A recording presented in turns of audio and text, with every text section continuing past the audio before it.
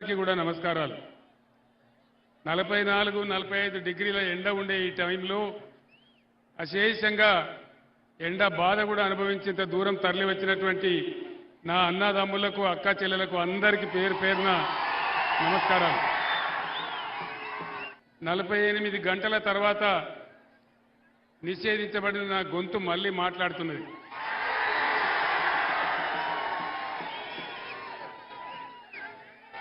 నేను ఏం చేసినా అని నా గొంతును ఆపినారు, ఎందుకోసం నా గొంతు నొక్కేసినారు, ఎందుకోసం ఆపినారు? ఈ రాష్ట్రంలో చేనేత కార్మికుల కోసం ఆర్డర్లు ఇవ్వడం లేదు, గత ప్రభుత్వం ఇచ్చిన ఆర్డర్ల యొక్క బిల్లులు చెల్లించడం లేదు, అనేక చోట్ల చేనేత కార్మికులు ఆత్మహత్య చేసుకుంటా ఉన్నారు అని బీఆర్ఎస్